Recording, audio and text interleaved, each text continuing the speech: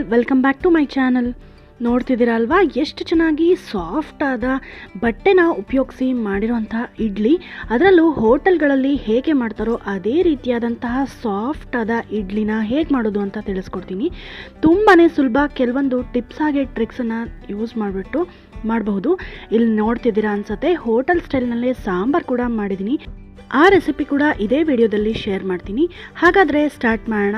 ಮೊದಲನೇದಾಗಿ ಇಡ್ಲಿ ಮಾಡೋದಕ್ಕೆ ಒಂದು ಕಪ್ಗೆ ಈ ರೀತಿಯಾದ ಮೆಷರಿಂಗ್ ಕಪ್ಪಲ್ಲಿ 1 ಕಪ್ಪಿನಷ್ಟು ಉದ್ದಿನ ಬೇಳೆ ತೊಗೋತಿದ್ದೀನಿ. ಉದ್ದಿನ ಕಾಳು ಕೂಡ ತೊಗೋಬೋದು, ತುಂಬಾ ಚೆನ್ನಾಗಿ ಬರುತ್ತೆ. ಹಾಗೆ 2 ಕಪ್ಪಿನಷ್ಟು ಇಡ್ಲಿ ರವೆ ತೊಗೊಂಡಿದ್ದೀನಿ. ಬಿಳಿಯಾಗಿರುವಂತಹ ಸ್ವಚ್ಛವಾದ ಇಡ್ಲಿ ರವೆ ತೊಗೊಂಡಿದ್ದೀನಿ. ಹಾಗೆ 1 ಕಪ್ಪಿನಷ್ಟು ದಪ್ಪ ಅವಲಕ್ಕಿ ತೊಗೊಂಡಿದ್ದೀನಿ. ಆನಂತರ ಒಂದೇ 1 ಸ್ಪೂನ್ನಷ್ಟು ಮೆಂತ್ಯನ ಉದ್ದಿನ ಬೇಳೆ ಜೊತೆಲೇ ಹಾಕೊತಿದ್ದೀನಿ. ಹಾಗೆ 1 ಕಪ್ಪಿನಷ್ಟು ಇದು ಇಡ್ಲಿ ಅಕ್ಕಿ, ಮಲ್ಲಿಗೆ ಇಡ್ಲಿ ಅಕ್ಕಿ ಅಂತ ಸಿಗುತ್ತಲ್ವ, ಅದನ್ನು ತೊಗೊಂಡಿದ್ದೀನಿ. ಅದು ಅವೈಲಬಲ್ ಇಲ್ಲ ಅಂದರೆ ನಾರ್ಮಲ್ ಅಕ್ಕಿ ಕೂಡ ತೊಗೋಬೋದು, ಊಟದ ಅಕ್ಕಿನ. ಇದಿಷ್ಟು ತೊಗೊಂಡ್ಮೇಲೆ ಚೆನ್ನಾಗಿ ಒಂದು 2 ರಿಂದ 3 ಬಾರಿ ವಾಶ್ ಮಾಡ್ಕೋಬೇಕು, ಈ ರೀತಿ ನೀರು ಹಾಕ್ಕೊಂಡ್ಬಿಟ್ಟು. ಆನಂತರ ಸುಮಾರು 8 ರಿಂದ 10 ಗಂಟೆಗಳ ಕಾಲ ಚೆನ್ನಾಗಿ ನೆನೆಯೋದಕ್ಕೆ ಬಿಡಬೇಕಾಗುತ್ತೆ. ಮಿನಿಮಮ್ 8 ಗಂಟೆ ನೆನೆಸಲೇಬೇಕು, ಆವಾಗ ಇಡ್ಲಿ ಸಾಫ್ಟಾಗಿ ಬರುತ್ತೆ.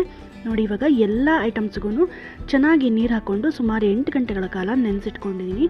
ಇವಾಗ ನೋಡಿ, ಅಕ್ಕಿ ಹಾಗೆ ಅವಲಕ್ಕಿ, ರವೆ ಮತ್ತು ಉದ್ದಿನಬೇಳೆ ಎಲ್ಲನೂ ಸಾಫ್ಟಾಗಿ ನೆಂದಿದೆ.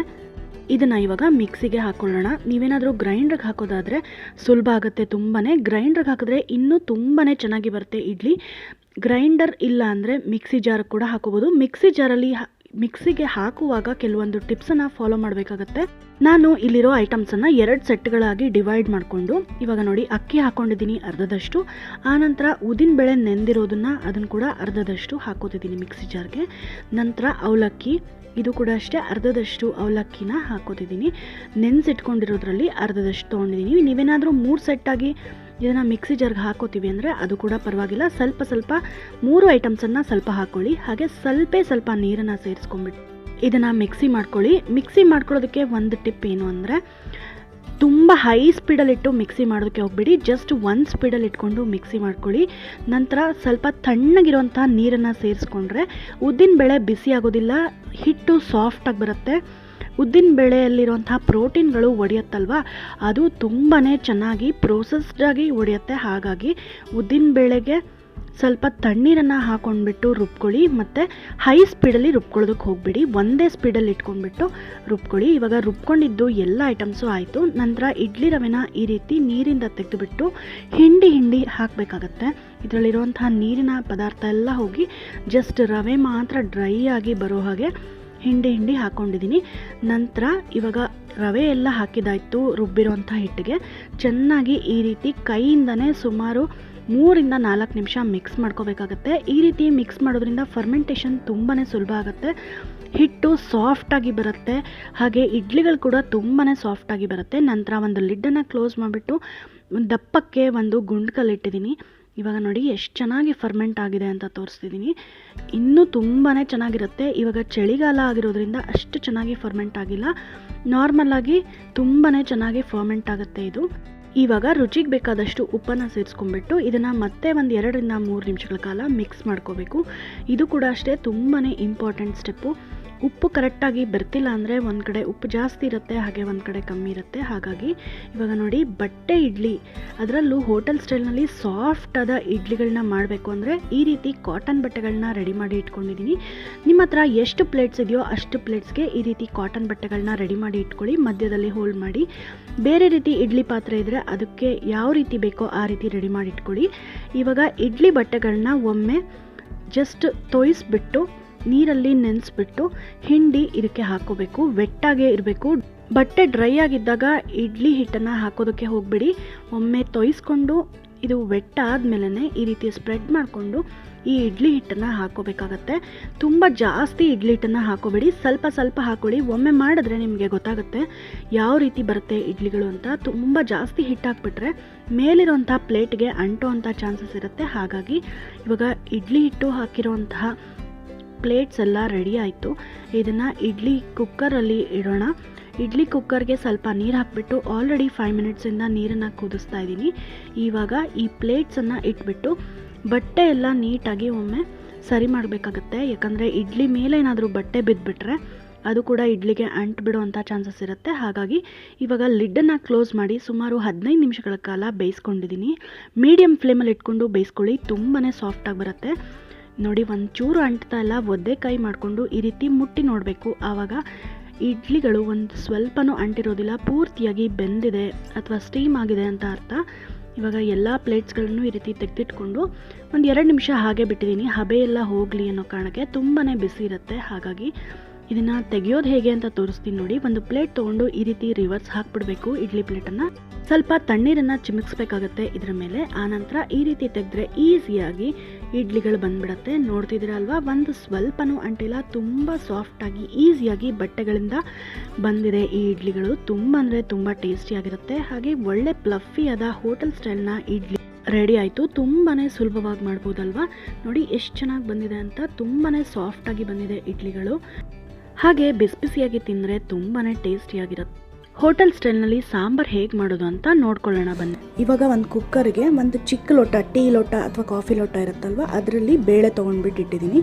ನಂತರ ಒಂದೇ ಒಂದು ಟೊಮ್ಯಾಟೊ ಹಣ್ಣನ್ನು ಹಾಕ್ಕೊಂಡ್ಬಿಟ್ಟು ಚೆನ್ನಾಗಿ ವಾಶ್ ಮಾಡ್ಕೋಬೇಕು ಬೇಳೆನ. ಅದರಲ್ಲಿರುವಂಥ ಮೇಲೆ ಸಿಪ್ಪೆ ಅಥವಾ ಡಸ್ಟು ಎಲ್ಲ ಹೋಗೋವರೆಗೂ ಚೆನ್ನಾಗಿ ಇದನ್ನು ವಾಶ್ ಮಾಡ್ಕೋಬೇಕಾಗತ್ತೆ. 2 ರಿಂದ 3 ಬಾರಿ ಈ ಬೇಳೆ ಮತ್ತು ಟೊಮ್ಯಾಟೊನ ವಾಶ್ ಮಾಡಿಬಿಟ್ಟು ಇದಕ್ಕೆ ಸ್ವಲ್ಪ ನೀರನ್ನು ಹಾಕೊಂಡ್ಬಿಟ್ಟು ಇದಕ್ಕೆ ಎಣ್ಣೆ ಅಥವಾ ಅರಿಶಿನ ಬೇಕಿದ್ರೂ ಹಾಕೋಬಹುದು. ಕುಕ್ಕರ್ ಲಿಡ್ ಕ್ಲೋಸ್ ಮಾಡಿಬಿಟ್ಟು 3 ರಿಂದ 4 ವಿಷಲ್ಲು ಕೂಗಿಸ್ಕೋಬೇಕಾಗತ್ತೆ. ನಂತರ ಒಂದು ಪ್ಯಾನ್ ಇಟ್ಕೊಂಡಿದ್ದೀನಿ. ಅದಕ್ಕೆ 1 ಸ್ಪೂನಷ್ಟು ಕಡಲೆಬೇಳೆ ಹಾಗೆ 1 ಸ್ಪೂನಷ್ಟು ಉದ್ದಿನಬೇಳೆ ಹಾಕೋತಿದ್ದೀನಿ. ಹಾಗೆ 1 ಸ್ಪೂನಷ್ಟು ಧನಿಯಾ ಹಾಕೋತಿದ್ದೀನಿ.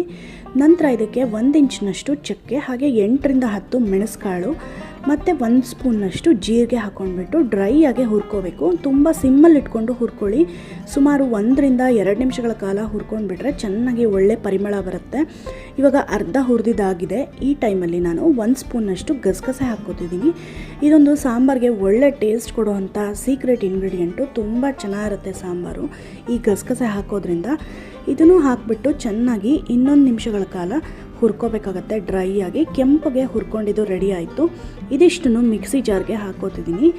ನಂತರ ಅದೇ ಪ್ಯಾನನ್ನು ಇಟ್ಕೊಂಡ್ಬಿಟ್ಟು ಒಂದು ಸ್ವಲ್ಪ ಎಣ್ಣೆ ಹಾಕ್ಕೊಂಡು ನಿಮಗೆ ಖಾರಕ್ಕೆ ಅನುಗುಣವಾಗಿ ನೀವು ಮೆಣಸಿನ್ಕಾಯಿಗಳನ್ನ ಹಾಕ್ಕೊಳ್ಳಿ. ನಾನಿಲ್ಲಿ 2 ರೀತಿ ಮೆಣಸಿನ್ಕಾಯಿಗಳನ್ನ ಹಾಕ್ಕೊಂಡ್ಬಿಟ್ಟು ಚೆನ್ನಾಗಿ ಹುರ್ಕೋತಿದ್ದೀನಿ. ಇದು ಕೂಡ ಅಷ್ಟೇ, ಸಿಮ್ ಇಟ್ಕೊಂಡ್ಬಿಟ್ಟು ಫ್ಲೇಮನ್ನು ಹುರ್ಕೋಬೇಕು. ಆವಾಗ ಎಲ್ಲ ಮಸಾಲೆ ಪದಾರ್ಥಗಳು ಒಳ್ಳೆ ಘಮ ಬಿಡುತ್ತೆ, ರುಚಿ ಕೂಡ ಚೆನ್ನಾಗಿರುತ್ತೆ. ಹಾಗಾಗಿ ಯಾವಾಗಲೂ ಸಿಮ್ಮಲ್ಲೇ ಇಟ್ಕೊಂಡು ಹುರ್ಕೊಳ್ಳಿ. ನಂತರ ಇದನ್ನು ಮಿಕ್ಸಿ ಜಾರ್ಗೆ ಹಾಕೋತಿದ್ದೀನಿ. ಆ ನಂತರ ಮಿಕ್ಸಿ ಜಾರ್ಗೆ 1-2 ಹಿಡಿಯಷ್ಟು ಕಾಯಿ ತುರಿ ಹಾಕೋತಿದ್ದೀನಿ. ನಂತರ 1 ಟೊಮ್ಯಾಟೊನ ಈ ರೀತಿಯಾಗಿ ಕಟ್ ಮಾಡಿ ಹಾಕೋತಿದ್ದೀನಿ. 1 ಟೊಮ್ಯಾಟೊ ಬೇಯೋದಕ್ಕೆ ಇಟ್ಟಿದ್ದೀವಿ ಕುಕ್ಕರಲ್ಲಿ.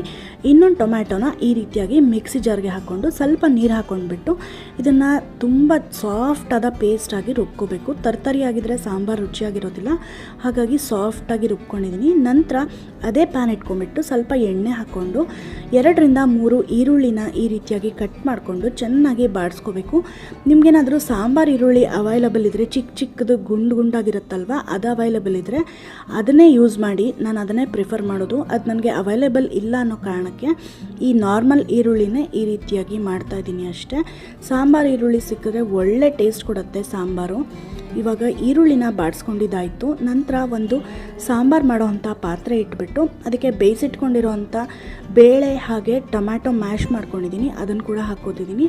ನಂತರ ರುಬ್ಕೊಂಡಿದ್ದೀವಲ್ವ ಪೇಸ್ಟು, ಅದನ್ನು ಕೂಡ ಹಾಕ್ಕೊಂಡ್ಬಿಟ್ಟು ಸ್ವಲ್ಪ ನೀರು ಹಾಕ್ಕೊಂಡಿದ್ದೀನಿ ಕನ್ಸಿಸ್ಟೆನ್ಸಿ ಮೇಂಟೈನ್ ಮಾಡ್ಕೊಳ್ಳೋದಕ್ಕೆ ಸಾಂಬಾರಿಗೆ. ನೋಡಿ, ಇಲ್ಲಿ ಇಷ್ಟು ನೀರಾಗಿದ್ದರೆ ಸಾಕಾಗುತ್ತೆ. ನಿಮಗೆ ಗೊತ್ತಾಗತ್ತಲ್ವ ಸಾಂಬಾರು ಎಷ್ಟು ನೀರು ಬೇಕು, ಅಷ್ಟು ನೋಡಿಬಿಟ್ಟು ನೀವು ನೀರು ಹಾಕ್ಕೊಳ್ಳಿ. ನೋಡಿ, ಇಷ್ಟು ನೀರಿದ್ರೆ ಸಾಕಾಗುತ್ತೆ. ತುಂಬ ಗಟ್ಟಿಯಾಗಿ ಮಾಡ್ಕೊಂಡ್ಬಿಟ್ರೆ ಆಮೇಲೆ ಸಾಂಬಾರು ಕುದೀತಾ ಇನ್ನೂ ಗಟ್ಟಿಯಾಗಿಬಿಡುತ್ತೆ. ಹಾಗಾಗಿ ಸ್ವಲ್ಪ ನೀರು ಜಾಸ್ತಿ ಹಾಕ್ಕೊಂಡಿದ್ದೀನಿ. ನಂತರ ಬಾಡಿಸಿಟ್ಕೊಂಡಿರೋಂಥ ಈರುಳ್ಳಿ ಕೂಡ ಹಾಕೋತಿದ್ದೀನಿ. ಈರುಳ್ಳಿ ತಿನ್ನಲ್ಲ ಅನ್ನೋರು ಈ ಈರುಳ್ಳಿನ ಸ್ಕಿಪ್ ಮಾಡ್ಕೊಂಡು ಕೂಡ ಮಾಡ್ಕೋಬಹುದು. ಆದರೆ ರುಚಿ ಅಷ್ಟು ಚೆನ್ನಾಗಿ ಬರೋದಿಲ್ಲ, ಬಟ್ ಒಳ್ಳೆ ಟೇಸ್ಟ್ ಅಂತೂ ಇರುತ್ತೆ. ನೋಡಿ, ಇವಾಗ ಒಮ್ಮೆ ನೀಟಾಗಿ ಮಿಕ್ಸ್ ಮಾಡ್ತಾ ಇದ್ದೀನಿ. ನಂತರ ಇದಕ್ಕೆ ಹುಣಸೆ ಹಣ್ಣನ್ನು ನೆನೆಸಿಟ್ಕೊಂಡಿರೋವಂಥ ನೀರನ್ನು ಕೂಡ ಹಾಕ್ಕೊತಿದ್ದೀನಿ.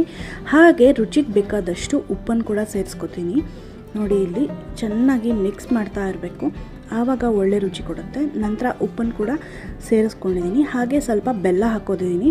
ಹೋಟೆಲ್ ಸಾಂಬಾರುಗಳಲ್ಲಿ ಬೆಲ್ಲ ಸ್ವಲ್ಪ ಜಾಸ್ತಿಯಾಗಿ ಇರುತ್ತೆ ಸ್ವೀಟು, ಹಾಗಾಗಿ ನಿಮಗೆ ಇಷ್ಟ ಆಗೋದಿದ್ದರೆ ಸ್ವಲ್ಪ ಜಾಸ್ತಿನೇ ಹಾಕ್ಕೊಳ್ಳಿ, ಇಲ್ಲಾಂದರೆ ಕಮ್ಮಿ ಕೂಡ ಹಾಕೋಬೋದು. ನಂತರ ಕರಿಬೇವು ಹಾಗೆ ಕೊತ್ತಂಬರಿನ ಹಾಕೊಂಡ್ಬಿಟ್ಟು ಚೆನ್ನಾಗಿ ಕುದಿಸ್ಕೊಂಡ್ರೆ ರುಚಿಯಾದ ಹೋಟೆಲ್ ಸಾಂಬಾರು ರೆಡಿ ಆಗುತ್ತೆ. ಇವಾಗ ಚಿಕ್ಕದಾಗಿ ಹೆಚ್ಚಿಟ್ಕೊಂಡಿರೋವಂಥ ಕೊತ್ತಂಬರಿ ಸೊಪ್ಪನ್ನು ಕೂಡ ಸೇರಿಸ್ಕೊತಿದ್ದೀನಿ. ನೋಡಿ, ಇವಾಗ ಆಲ್ಮೋಸ್ಟ್ ಎಲ್ಲ ಆಗ್ತಾ ಬಂತು. ಚೆನ್ನಾಗಿ ಒಂದು 2ರಿಂದ 3 ಕುದಿ ಕುದಿಸ್ಕೊಂಡ್ಬಿಟ್ರೆ ರುಚಿಯಾದ ಸಾಂಬಾರು ರೆಡಿ ಆಗುತ್ತೆ. ಇವಾಗ ಸಾಂಬಾರು ರೆಡಿ ಆಯಿತು. ಇದಕ್ಕೆ ಒಗ್ಗರಣೆಗೆ ಒಂದು ಪ್ಯಾನ್ ಇಟ್ಕೊಂಡು ಎಣ್ಣೆ ಹಾಕ್ಕೊಂಡಿದ್ದೀನಿ. ಎಣ್ಣೆ ಕಾದ್ಮೇಲೆ ಸಾಸಿವೆ ಹಾಕೋತಿದ್ದೀನಿ. ಸಾಸಿವೆ ಚಟ್ಪಟ ಆದಮೇಲೆ ಇಂಗನ್ನ ಹಾಕೋತಿದ್ದೀನಿ. ಇಂಗು ಆಪ್ಷನಲ್ಲು. ಈ ಟೈಮಲ್ಲಿ ನಿಮಗೆ ಬೇಕು ಅಂದರೆ ಬೆಳ್ಳುಳ್ಳಿ ಕೂಡ ಹಾಕೋಬೋದು. ಆನಂತರ ಒಣಮೆಣಸಿನ್ಕಾಯಿ ಹಾಕ್ಕೊಂಡ್ಬಿಟ್ಟು ಚೆನ್ನಾಗಿ ಬಾಡಿಸ್ಕೋಬೇಕು. ಇವಾಗ ಒಗ್ಗರಣೆ ಕೂಡ ರೆಡಿ ಆಯಿತು. ಇದನ್ನು ಸಾಂಬಾರಿಗೆ ಮಿಕ್ಸ್ ಮಾಡ್ಕೊಳ್ಳೋಣ. ರುಚಿಯಾದ ಹೆಲ್ದಿಯಾದ ಹೋಟೆಲ್ ಸ್ಟೈಲ್ನ ಸಾಂಬಾರು ರೆಡಿ ಆಯಿತು. ಸಿಕ್ಕಾಪಟ್ಟೆ ಟೇಸ್ಟಿಯಾಗಿರುತ್ತೆ. ನೀವು ಕೂಡ ಇದನ್ನೊಮ್ಮೆ ಟ್ರೈ ಮಾಡಿ ಹೇಗೆ ಬಂತು ಅಂತ ನನಗೆ ಕಾಮೆಂಟ್ ಮೂಲಕ ತಿಳಿಸಿ. ನೋಡಿ, ಸಾಂಬಾರು ಕಲರ್ ಕೂಡ ಎಷ್ಟು ಚೆನ್ನಾಗಿ ಬಂದಿದೆ. ಹೋಟೆಲ್ ರೀತಿಯಲ್ಲೇ ಇರುತ್ತೆ, ಗೊತ್ತಾಗೋದೇ ಇಲ್ಲ ಹೋಟೆಲ್ ಯಾವುದು ಮನೆದು ಯಾವುದು ಅಂತ. ಅಷ್ಟು ಒಳ್ಳೆ ರುಚಿ ಕೊಡುತ್ತೆ ಈ ಸಾಂಬಾರು. ನೋಡಿದ್ರಲ್ವಾ, ಹೋಟೆಲ್ ಸ್ಟೈಲ್ನಲ್ಲಿ ಬಟ್ಟೆ ಉಪಯೋಗಿಸಿ ಮಾಡಿರೋಂಥ ಸಾಫ್ಟ್ ಇಡ್ಲಿಗಳು ಹಾಗೆ ರುಚಿಯಾದಂಥ ಸಾಂಬಾರು ಹೇಗೆ ಮಾಡೋದು ಅಂತ. ಖಂಡಿತವಾಗ್ಲೂ ನೀವು ಈ ರೆಸಿಪಿನ ಟ್ರೈ ಮಾಡಿ ಹೇಗೆ ಬಂತು ಅಂತ ತಿಳಿಸಿ. ನಿಮ್ಮ ಅನಿಸಿಕೆ ಅಭಿಪ್ರಾಯಗಳನ್ನ ಕಾಮೆಂಟ್ ಮೂಲಕ ನನಗೆ ತಿಳಿಸೋದನ್ನು ಮರಿಬೇಡಿ. ಚಾನಲ್ಗೆ ಹೊಸಬರಾದರೆ ಸಬ್ಸ್ಕ್ರೈಬ್ ಆಗಿ. ಹಾಗೆ ಈ ವಿಡಿಯೋ ಹೇಗಿತ್ತು ಅದನ್ನು ಕೂಡ ಕಾಮೆಂಟಲ್ಲಿ ತಿಳಿಸಿ. ವಿಡಿಯೋ ಇಷ್ಟ ಆಗಿದ್ದರೆ ಲೈಕ್ ಮಾಡೋದನ್ನು ಮರಿಬೇಡಿ. ಫ್ಯಾಮಿಲಿ ಜೊತೆ, ಫ್ರೆಂಡ್ಸ್ ಜೊತೆ ವಾಟ್ಸಪ್ ಗ್ರೂಪ್ಗಳಲ್ಲಿ, ಫೇಸ್ಬುಕ್, ಇನ್ಸ್ಟಾದಲ್ಲಿ ಶೇರ್ ಮಾಡೋದನ್ನು ಖಂಡಿತವಾಗ್ಲೂ ಮರಿಬೇಡಿ. ಮತ್ತಷ್ಟು ಇಂಟ್ರೆಸ್ಟಿಂಗ್ ಆದ, ಯಮ್ಮಿಯಾದ ಒಳ್ಳೆ ರೆಸಿಪಿಗಳೊಂದಿಗೆ ನಾನು ನಿಮ್ಮ ಮುಂದೆ ಬರ್ತೀನಿ. Until then, happy cooking, happy eating. Take care, bye bye, and thank you so much for watching this video.